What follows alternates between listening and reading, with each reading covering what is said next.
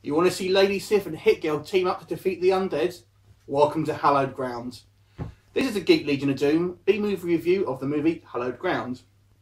So, Hallowed Ground is a Scarecrow on the loose type monster flick, starring Jaimie Alexander as a mother who has recently lost her 2-year-old son, and it's just basically sort of driving to sort of clear her head and you know, try and sort of deal with obviously the tragedy of what's happened. And she ends up breaking down in a small sort of American out the way town, and she just this place basically just so happens to be the site of where 100 or so years earlier there was a kind of stark raving preacher who basically used to sacrifice people to try and sort of, you know, keep the lands fertile, what have you.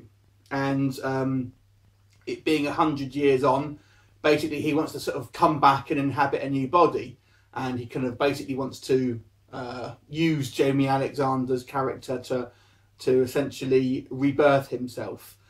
Now, what you've got, it starts off fairly quickly, this film. I'll give it that.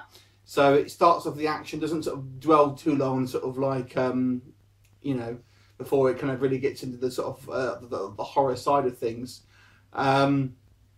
She teams up initially with a reporter who's kind of doing a story on these on these sort of goings on 100 or so years ago, and she's played by the actress, I think it's Hudson Leak, who was Callisto in the Xena TV series.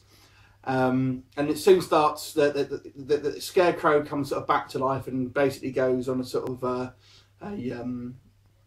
killing spree, basically trying to track down this this girl, and she's sort of on the run. Turns out all the majority of the well, actually all of the townspeople are kind of you know, in on it as well, and kind of are kind of waiting for this kind of, they think she's a virgin for some reason, but there you go. Waiting for this girl to you know, show up so she can kind of give birth to the bad guy again. You've also got Chloe Moretz basically playing a sort of, this is obviously prior to her Hit Girl you know, sort of star maker vehicle, but she's basically playing the daughter of another family who are also sort of slaughtered by the townspeople. So that's pretty much the plot in a nutshell. So it's kind of a, you know, a kind of monster on the loose. But here's the main issue I have with this: it just isn't scary. So as a horror film, the Scarecrow looks kind of goofy more than scary. And I think Scarecrow as a concept are quite a scary feature, and they're quite a good monster. But this one just doesn't seem scary at all. It's kind of pretty goofy. I mean, there's not a hell of a lot of on-screen kills here, to be honest with you, until you kind of get to the sort of the last sort of 15 minutes or so of the film. So it's not a particularly graphic film for the most part.